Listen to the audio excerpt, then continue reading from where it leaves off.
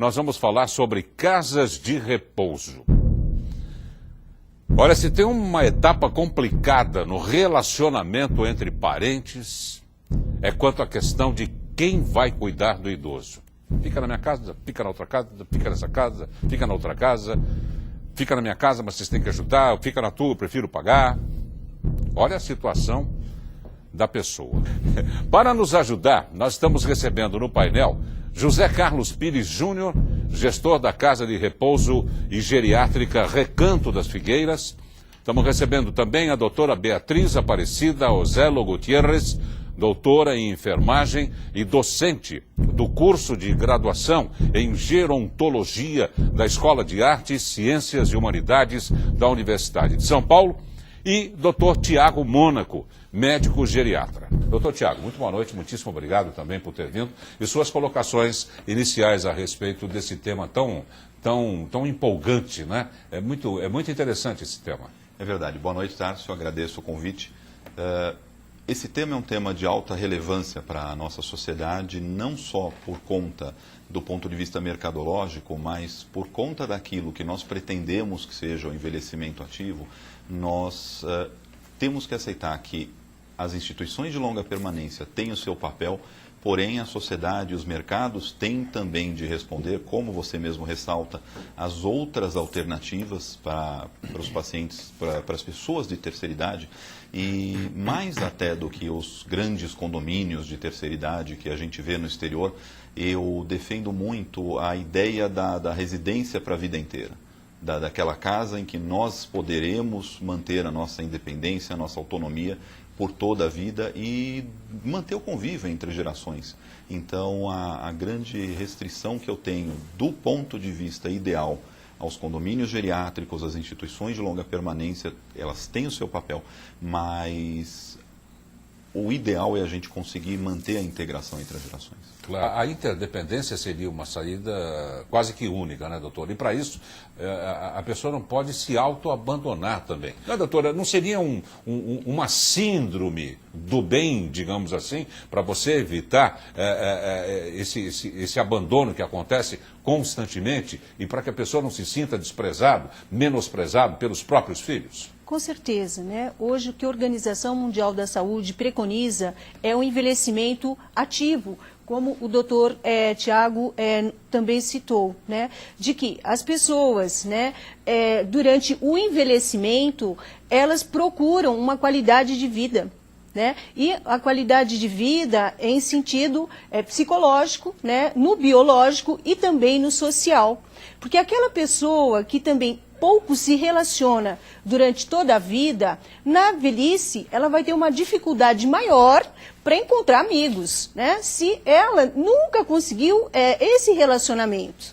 Então, o ideal, né, é que a pessoa consiga, durante o seu envelhecimento, envelhecer bem, né? Uma velhice bem sucedida, que a gente chama.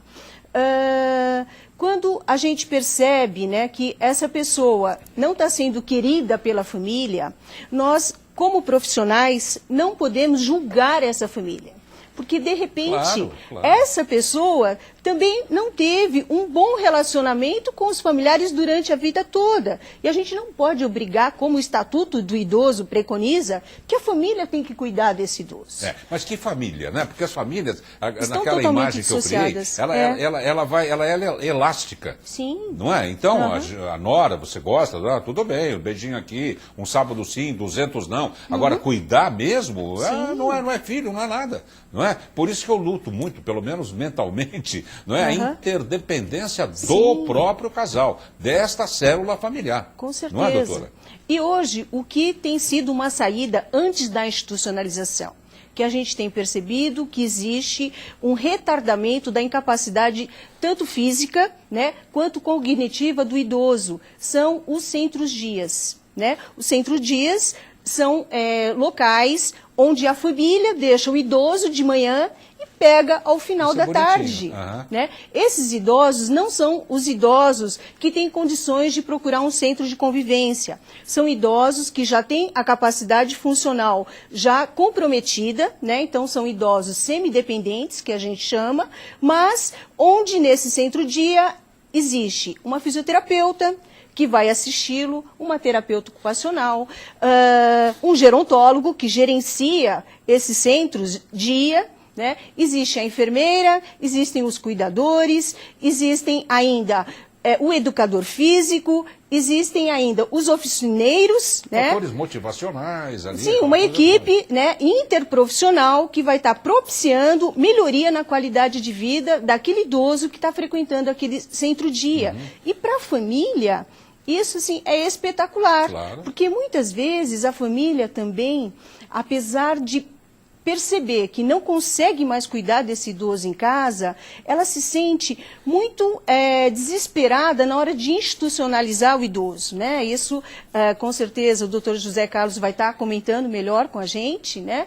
Mas a família se acha na obrigação de cuidar, mas nem sempre tem condições de cuidar desse idoso. Claro. Né? E o centro-dia é uma opção para que esse idoso, né, ainda que tenha um pouco de autonomia, consiga viver na sua própria residência. Se não puder buscá-la, né? a perua leva para casa, é isso? Sim, Ai, que tem o bonitinho. sistema As duas leve e pontas traz. são muito semelhantes, né? Com certeza. Olha que gracinha. É uma boa saída, doutor Tiago? É uma boa saída. A questão da gente estimular a autonomia do paciente, ao mesmo tempo estimular a melhora, o cuidado com a saúde, a melhora da saúde física, costuma ajudar muito no retardamento da época de institucionalização. Eu estava pensando, por exemplo, que uma das causas de institucionalização, para a gente ter ideia do idoso, é a incontinência urinária, porque eleva exponencialmente a necessidade de cuidado e frequentemente é uma causa reversível, às vezes completamente reversível. Muitas vezes a família não se sente nas condições de cuidar porque não está instrumentalizada, porque não está sabendo cuidar. Então, muitas vezes a família tem toda a vontade de cuidar e esse paciente, esse idoso acaba sendo institucionalizado porque a família se convence de que não tem essas condições, mas a gente pode muitas vezes criar essas condições, desde o centro-dia para atividades durante o dia e que incluem cuidado e socialização e reabilitação, até organizar o cuidado, capacitar a família a fornecer os cuidados de uma maneira sustentável, muitas vezes viabilizar, ter profissionais cuidadores em casa, dividindo parte do peso desse cuidado. Então, ao mesmo tempo que a questão do emprego tira a pessoa de dentro de casa, a questão do emprego pode trazer cuidadores bem formados e bem capacitados para ajudar a manter essa pessoa no convívio do lar. Então, já tive o prazer, o privilégio de cuidar de diversos pacientes que nós mantemos em casa por todas as suas vidas, com alto nível de dependência, mas que conseguimos organizar uma estrutura. E, muito frequentemente, Muito essa legal. estrutura é compatível com o orçamento das famílias. Aí cria a figura do elder sitter, não é? Em vez do babysitter, o elder sitter, que vai distraí-lo, tudo, aquela coisa toda. A acessibilidade é muito importante também nesses locais, não é? E eu vou ratificar aqui uma bronca que eu tenho de uma loja muito, muito boa, em São Paulo. Ela pintou nas vagas para idosos a figura de um velhinho, não sei se vocês já viram, todo arcado, com uma bengala assim, para determinar a vaga do idoso. Eu não acho que isso retrate a realidade nos dias de hoje, não é verdade? Você não tem que linkar um idoso com bengala, com cadeira de roda, com muleta. Claro que isso pode acontecer, não é? Com uma incidência maior. Mas você pintar uma vaga para carro com um idoso arcado e de bengala também é demais, doutor. Eu diria, nem a realidade, nem aquilo que nós queremos. Claro. Não é verdade? Nós temos na figura do idoso, nós temos o idoso de alta dependência e nós temos o idoso de altíssima independência, que é o que nós gostaríamos de ser. Claro. Né? E que é o que nós observamos. Então, quem é o idoso? Por que representá-lo de uma maneira preconceituosa por aquilo que nós não queremos que aconteça? Claro. Já que a palavra está com o doutor Tiago, uma análise rápida, doutor Tiago, desses testemunhos aí das pessoas. Olha, acho que todo mundo tem um fundo de razão. Como tudo nesse país, nós temos instituições de qualidade, temos instituições em que essa qualidade falta muito. Então, primeiro ponto, quando de fato nós vamos partir para uma decisão de institucionalização, nós temos que ter todo o cuidado do mundo.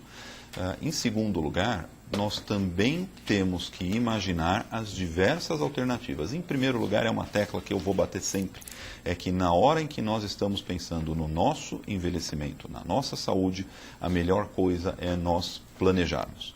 Planejarmos desde estrutura de cuidado, estrutura financeira, quando podemos, mas planejarmos a nossa saúde, planejarmos a nossa independência, porque isto é possível sim, se nós formos pensar que todos nós vamos estar num período muito longo das nossas vidas, em muita dependência, precisando de uma institucionalização, não há economia que sustente isso. Pode ser um mercado ótimo, mas não há pessoas trabalhando para pagar a conta.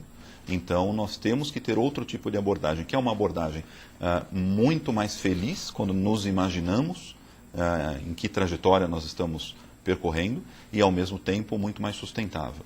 Agora, realmente, cada caso é um caso. Eu queria destacar também a importância que tem um outro mercado crescente, ele não é o tema principal, mas ele entra nessa questão, que é o mercado de home care.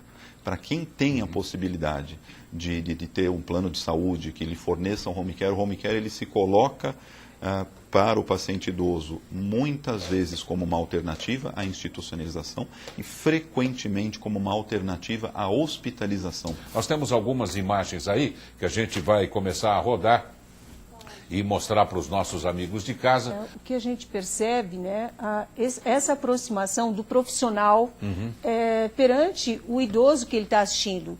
Isso é fundamental para que ele sinta o mais próximo de um ambiente domiciliar, né, que ele está se sentindo assim, amparado. Claro. Podemos manter as imagens e podemos vir com uma pergunta de vídeo, por favor.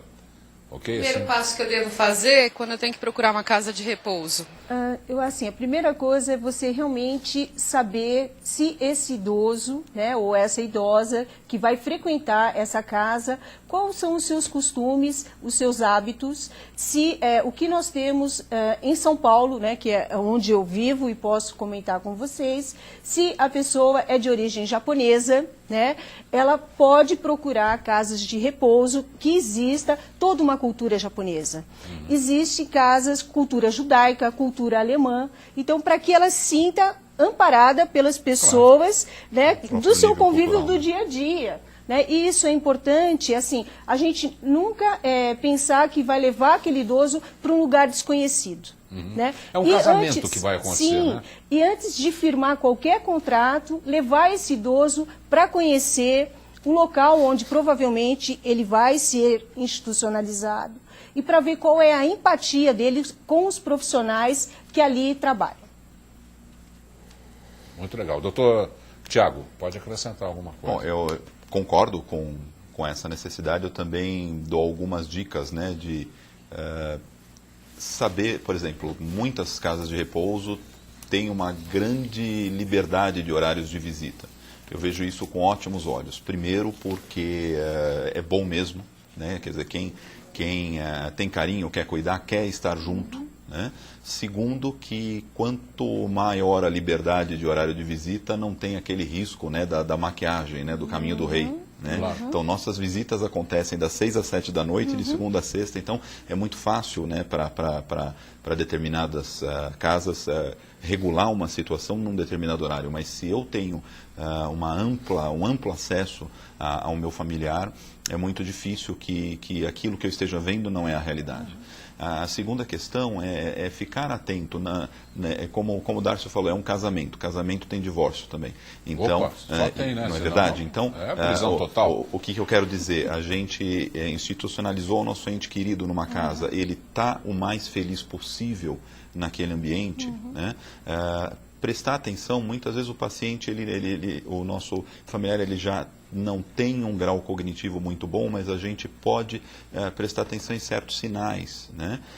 Ele entra em pânico quando eu estou indo embora, ou então ele se apavora porque quer ir embora do local. Quer dizer, muitas vezes o comportamento do nosso ente querido ali no momento da visita, ele diz muito mais do que palavras. Doutor Tiago Mônaco, médico geriatra, o site é www.envelhecerbem, esse também não dá para esquecer, hein, doutor? Envelhecerbem.com, também com o telefone de contato. Obrigado, doutor Mônaco. Eu que agradeço a oportunidade, Darcio.